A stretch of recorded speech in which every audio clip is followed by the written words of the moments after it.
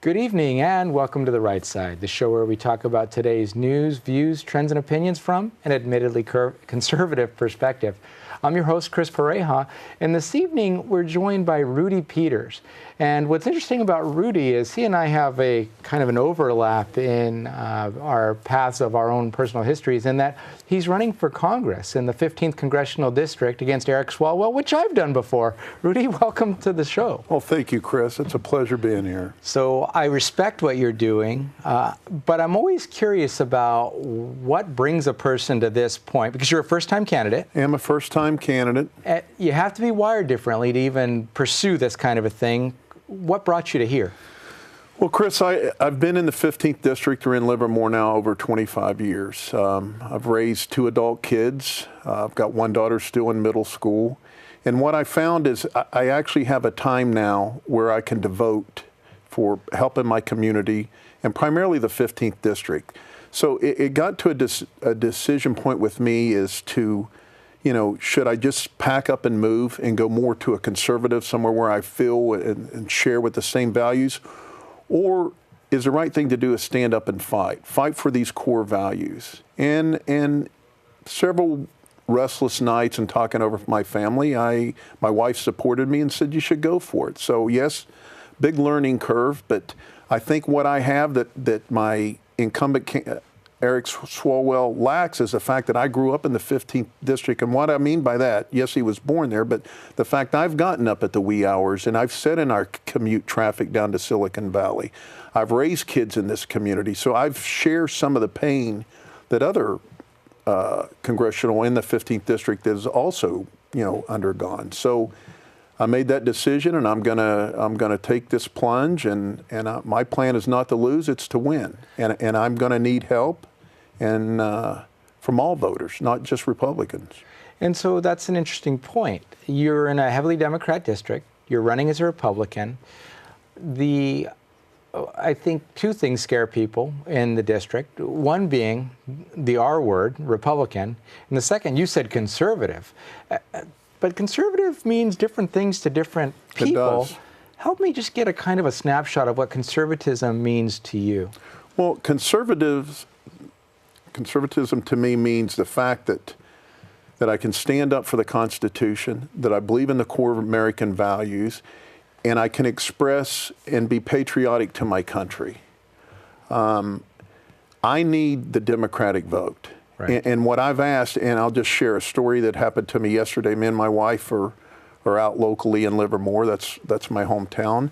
And we stopped to get a bite to eat. And a gentleman, I have a classic car, came up and was talking to me about my vehicle. And I said, hi, my name is Rudy Peters. Do you live around here? He said, yes, I do. I live here local. I said, I'm running for 15th District Congress. And, you know, here's a place card if you'd like you go to my website. And he stepped back and he said, are you a Republican? I said, yes, I'm running as a Republican. He said, no, I strictly vote Democrat. I said, really? I said, well, I'm going to ask something. You know, do you feel you've been represented? Your representative has done you service here for the last 8 years at least here in Livermore? It kind of startled him for a minute. I said, look, I'm asking you to go to my website and read my stances. If there's something there that you don't agree with, send me an email. Right. This is about bipartisanship, not partisanship. I need and want to talk to everyone. Right. And I need their vote. And if there's something that doesn't agree, I want to talk about it, not just fight about it. It's not about Republicans versus Democrats. Right. We've got to get away from that. Right. It's about representing. I want to be the representative for the 15th District. Right. I want to represent us to the federal government. I want to work on infrastructure. I want to make sure we get a piece of that $200 million that is getting ready to put out for infrastructure that could turn into $1 trillion with state and local funding. So that's what I'm about, doing what's right. And so what did you do before you decided to go into politics? Well, my background is I grew up primarily in West Virginia. I moved to California in 1990. Out of high school, I served around 10 years in the Navy, 8 active duty, mainly in the intel community. I've held a top secret clearance for over 30 years. I came out to California, moved to Livermore in 1991. Back then, we were still paying for BART, and I'm still waiting on BART. I worked at Lockheed Martin, General Dynamics, Sierra Nevada, even at Sandia National Labs, mainly as an engineer and later as even program director and as a program manager, managing big, large intelligence programs, upwards of $100 million. In 2013, I had an opportunity to cut down on the commute, and I started a service-disabled veteran-owned small business. I got injured in the Navy. I qualified to fall into a category where a lot of set-aside business can be shared amongst disabled veterans. So that's kind of my background. I've managed, like I said, probably $100 million programs at a time and staffs as large as 75 people. You understand management then, you've got the engineering background, you understand how the inner workings of government operate at a level that a lot of people, I think, wouldn't understand, and how government contracts and those kinds of things work. So even though you haven't been in necessarily a political space, you've been around politically charged environments and understand how all that works. So I think that's interesting, because a lot of times people maybe come from a much more business-oriented or fully political side, and they don't necessarily have that mix. And so that makes you a little bit more interesting, I think.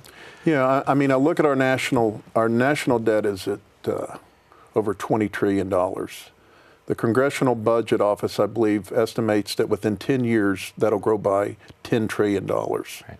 I mean, fiscal responsibility, I call it's not a sexy topic right now. There's immigration, there's Second Amendment seems to be at the top.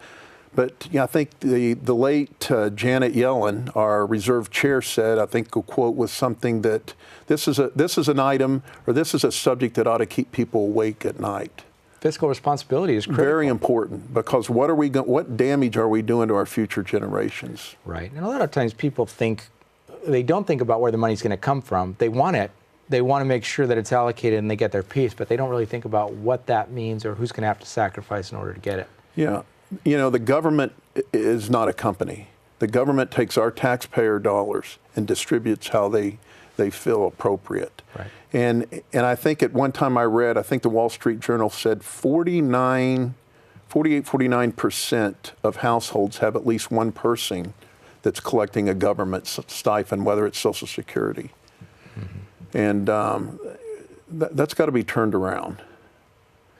And do you have a plan, or how do you see that rolling out? If you were able to get into the office to do something about it, how would you see that turnaround occurring? Well, I think what I've seen with our president is the Tax Cut and Jobs Creation Act. I know if you go back and look at that, the entire Democratic Congressional Party voted against that. Right. Even in my district, there's a lot of benefits for growing business out of that tax cut. Not only individually, I had another person come to me and said, "Oh, that tax cut bill that just helped the rich." Well, if you look at the higher individual income tax bracket, it was 1.1% reduction. Your child credit doubled, your individual deduction doubled for single and married. Right. And what we did that's more important is we've cut our corporate tax rate. And what we need to do is develop and expand businesses and bring jobs in here. Social Security, I talk a little bit about Social Security and the fact that I think from 1945 to 1965, the ratio of people collecting Social Security as far as paying in, there was 44 per 1 in the start of 1945. At the end of 1965, it was down to 4 payers and 1 collecting, and we're at 2.9. It doesn't take long to figure out that if that flips in the opposite direction, there are going to be some people who are counting on money that's not going to be there for them. And another fact that totally I was shocked is there is 10,000 baby boomers turning 65 years old in this country every day. Right. So they're going to be signing up for Social Security. And, the government has taken Social Security money and used it on non-retirement activities. That has to stop. And really what we've got to do is increase the base. And how do we increase the base? We expand, we hire more workers. Right. I was very excited about the tariffs. And there's bad and good to tariffs. I understand that. But strategic tariffs are important. But on hand with that, to me, is regulation. There's a lot of regulations out there that were political motivated and absolutely produce no measurable result. So when I think the president is looking at tariffs, I think we've got to look at regulation. We see I think I read somewhere else, we're going to be the oil king in 2018.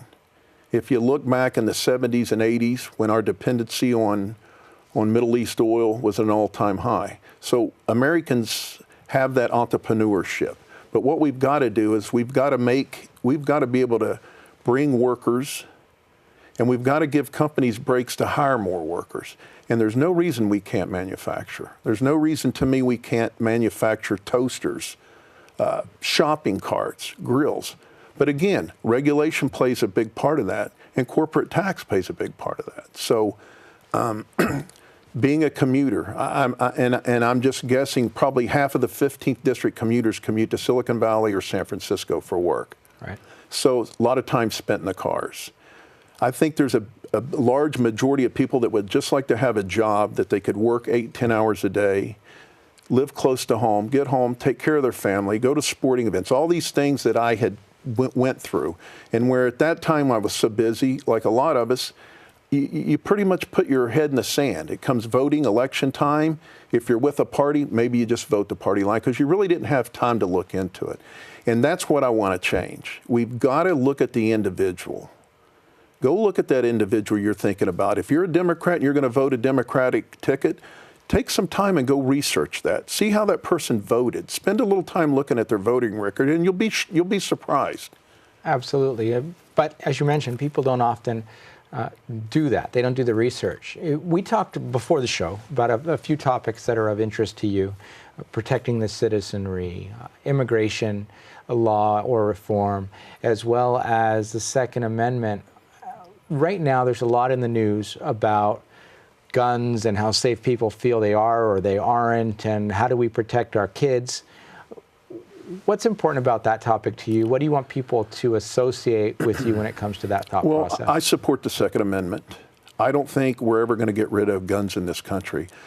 My issue, if you read about on my website, it's mental health. I think I read where, and I might be wrong on this quote, but 59% of the 185 mass shootings, not schools, were carried out by people that had mental illness or had signs of mental illness. If you take the recent Florida shooting victim, was reported 33 times, showed signs of mental illness. I mean, what my stance on the problem with shootings and violence is really a mental health issue. And where I've really looked into this, I have a son that's a police officer, and on a typical day, he might pick up several homeless, mentally ill people. He spends times to try to take them. Maybe they've threatened to harm someone or do destruction in the community. He picks them up. He takes them to the jail, Santa Clara Detention Center. A lot of times they do an immediate screening and they might not accept that individual, and they'll send him to the hospital. So he has to turn around, call for an ambulance, follow the ambulance, the doctor releases him and bring him back to jail. Mental illness, that's something that we need to fund. One of my big stances and one thing I'm for is we've got to get federal funding, and we've got to work with state and local agencies and set up mental health facilities. I mean, I used to think as a younger age, and I hear people say, oh, you know, these people are homeless, they don't want to work. I don't believe that. I don't think anybody wants to live under a bridge. And I think a big part of that, maybe some put themselves there through drugs, but we don't give up on them. We all have a duty in this country to help the less fortunate. And we need to look at that day to day. How can we help the less fortunate? But my point is mental health. I think that gun issues and these mass murders, if you're committed on committing harm, whether you use a car, whether you use a knife or a baseball bat, I don't think the fact, and I've yet to see any research where one of these lunatics, I'll call them, mass murders, woke up that day and said, had I not had access to a firearm, I would have not committed harm. But again, school safety. If you would have asked me 10 years ago, what do you think about arming teachers in your school? I think I would have been shocked. I've never even thought about that. If you look at what happened, what's been happening, and some of these latest shootings, I have a daughter, 12 years old, in middle school. I worry about that every day. I am for not necessarily teachers, but I'm for security at the school. Trained, professional security. You go to a football game at the 49ers, you go to the Oakland Coliseum, you go to a basketball game, you go to a concert. What do we have there? We have security. Right. They're scanning. I think the last Raiders game I tried to go to, my wife had a purse. We hadn't been there a while. She couldn't take her purse in. It had to be a clear. You know, we've made our school soft target, and that's a scary word. Our kids are our most precious value that we can be as a human being. Right. They need the ultimate protection. And I support having security at our schools. This has to stop because I do believe it will become a deterrent. Right. So security, and when you're saying security, you're in favor of arming the security, not just having professionally trained. Yes. Okay. If teachers want to partake in that, that's fine too. But not just anybody. Trained, that's met the police requirements, been trained by the local police. Properly screened. You don't want to put a lunatic in it with a gun in a school, but if it makes sense and they're willing. And I wrestled with that because I asked myself, if I just turned on the news and there was a mass murder on campus at my daughter's school, what would I do? How would I feel? Not only terrible and worried, but if I knew that there's armed police there or armed security on that, I would feel I had a better chance because police have to respond. They have to set up perimeters. They do everything they can. But while that's going on, there's an active shooter on campus. Right. So it's shocking to ever think that this society has come to that, but that's the world we live in. That's a fact. Yeah, actually, for me, it was less of a decision. When I started hearing about school shootings a few years back, I thought about the same thing for my own kids in a Livermore school. It's like, not only would I want them armed, I know who I would want armed at the school, people with former military training and others. That would be a quick ramp. And it would make sense to utilize those skills for the speed of response that you just can't get, even with police close by. There are protocols there. I mean, if you look at, I guess it was the Florida shooting where they had the protocols, there was questions about whether or not things were being implemented correctly.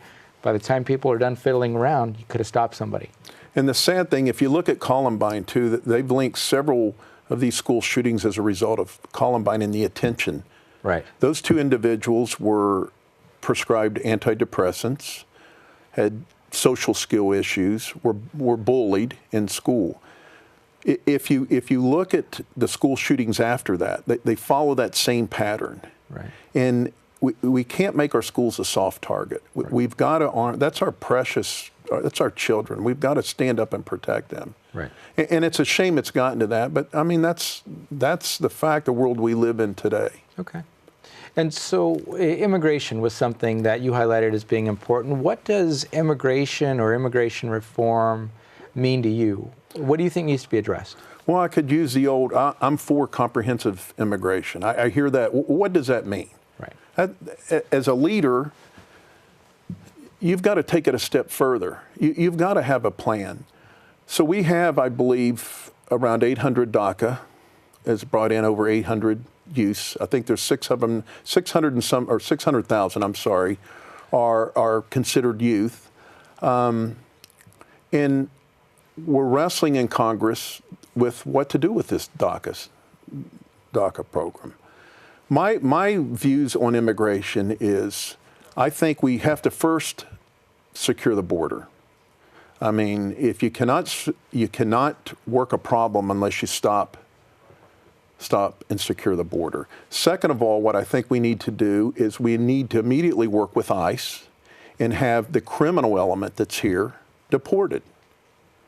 Or deported again, as is often the case. Or deported again, exactly. What I see here, I mean, there is illegal immigrants in this country that's lived here for decades, that's raised families, that's got education. I don't want that group deported. That shouldn't be our focus. Let's give them protection and put them in line for citizenship, along with everybody else. But let's get rid of the criminal element. I think the prison systems I read somewhere had, and this is in 2009, over 217,000 incarcerated illegal immigrants. The big number was 1 in every 5 incarcerations is a foreigner, and 95% of those foreigners are illegal. I mean, we have enough problems with releasing prisoners early because of overcrowding. Why do we put up with that element in society? Why do we want to harbor crime especially from illegal crime period in our cities. If you look at Oakland and San Francisco, I've yet to meet anybody from Oakland and San Francisco that live in the community that's been there for a few years that support a sanctuary city. They're in fear of their life. And you see with the recent borders and the migration that's coming this way, they're going to be here in our city. I think I read there's 25% of the DACA 25% that are here in California now. And I'm for anybody coming to this country as an asset, but when you come to this country, you need to respect our rules. And I think over the 45 million people here on visas that expired in 2015, over 400,000 have yet to renew their visa or here on an expired visa. Again, that shows me you're not respecting American law. We give you a right to come over here and work, or we give you a right to come and visit our country, and you do not respect our law. People like that need to be deported. So again, I think we've gotten a bad message maybe that Republicans are for just going through schools and ripping out, children that are here illegally and deporting. I don't support that. If you've worked in this country and you abide by the laws, you should be given, not necessarily deported, but you should not be a target of ICE, and you should be put on a list for legal immigration, just with everybody else. You shouldn't be circumvented to the front. And I think that's fair. I mean, we don't need a criminal activity here. I mean, the drugs that are coming in from Mexico, I come from a town called Huntington, West Virginia. If you look on Netflix, there's a movie out called Heroin. Okay. It started with the opioid epidemic, and then later it's turned to heroin. It's devastated our community in West Virginia. So drugs coming in this country, it's clearly a pathway through Mexico. Right. And mules and everything else that bring them in. They're putting their own lives in danger, or their lives are being put in danger for them getting involved. It's better just, you're saying, shut the valve and then work on cleaning up the aftermath. All of our borders. And there's other countries. I'm not just picking on the Mexican community. Right. There's other foreigners coming through Mexico, terrorists coming through. We've got to up the vetting process. Right. And have a vetting process, and if you can't seal it up, then... And social media is taken over, as you know, this country. We need to vet social media of people coming into this country. That's an interesting topic. We're not going to have time to cover that, because I am curious about what you mean by that. But if people want to find out more about your thinking, go deeper into your thoughts, what's the best way for them to do it? Your website? Yes, www.rudypetersforcongress.com. Okay. And no strange spellings or anything else? No strange spellings. RUDYPETERS. Yes, .com. I've got 5 stances. I'm getting ready to put up my take on health care and really protecting Social Security and prescription drugs. Okay. Major issue. All right. Well, people can track you there. If you'll hold on for just a moment, Rudy, we'll be right back after a word from our underwriters, the Liberty Forum.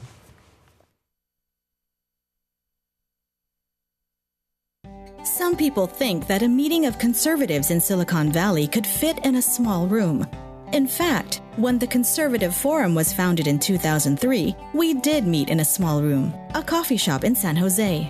It doesn't get more grassroots than this.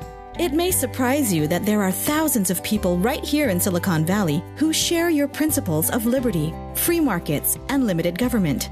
Since our humble beginnings in that coffee shop, we've outgrown 3 meeting halls. From San Jose to Gilroy to Mill Valley, we bring hundreds of people together each month from all over the Bay Area to promote the principles of American liberty. How do we do it? It starts with a stellar lineup of speakers. Speakers like Steve Forbes, Senator Jim DeMint, Dr. Victor Davis Hanson, Lieutenant Colonel Alan West, Andrew Breitbart, Pamela Geller, and many others. These speakers passionately articulate our shared principles and remind us why conservatism isn't just the smart choice, it's also the moral choice. Our monthly meetings are only one dimension of the forum. We underwrite The Right Side, a monthly television show on cable access channel KMVT. We also host a monthly Constitution discussion group and provide tables at our meetings for more than a dozen local groups who share our love of liberty to promote their specific cause.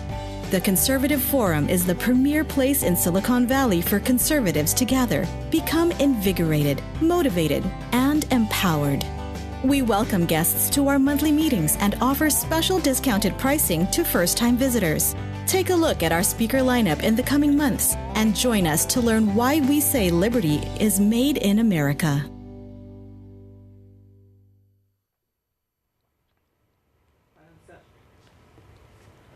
That was a word from our underwriters, the Liberty Forum, formerly known as the Conservative Forum of Silicon Valley. We appreciate them tremendously. They've made the show possible for now our 7th season, but what they're best known for is their speaker series that happens the second Tuesday of each month at the IFES Portuguese Hall at 432 Stearland Road, about 3 minutes from here in Mountain View. And typically, the second Tuesday of each month around 7 o'clock is when the speakers will be on stage. So in May, Lawrence J. McQuillan, who's a senior fellow and director of the Center on Entrepreneurial Innovation at the Independent Institute, will be talking about the California pension crisis. In June, an extremely popular repeat speaker, James O'Keefe, will be on stage. He's an award-winning journalist and writer. He's also the founder and president of Project Veritas and Project Veritas Action. In July, Mona Charen is a syndicated columnist and political analyst, will be on stage. But for more information, you can still find that at theconservativeforum.com. In closing this evening, we talked to Rudy Peters a little bit about his positions and about what he's looking at doing if he were to be elected into Congress in the 15th Congressional District. But the viewership is also spread out around the region and in some cases other parts of the country. So if you do have a chance, look at who's running early in your election cycle this time through. One of the major complaints people have is by the time the generals roll around, that there aren't any candidates that they like. But if you haven't been involved in the primaries and you haven't started early to support candidates, there's really nobody to blame but yourself. Get the word out after you've done your research, back somebody you can get behind, and go out and make a difference. Because just because you don't want to be the face that's out there receiving the darts and flaming arrows doesn't mean that you can't help make a difference in our elections and our elective system. This has been The Right Side. I'm your host, Chris Pareja, and we'll look forward to seeing you in person or on the show again sometime soon. But if you just can't wait, reach out to us at therightsidetv@gmail.com, and we'll try to get back to you as soon as we can. Thanks again, and have a great night.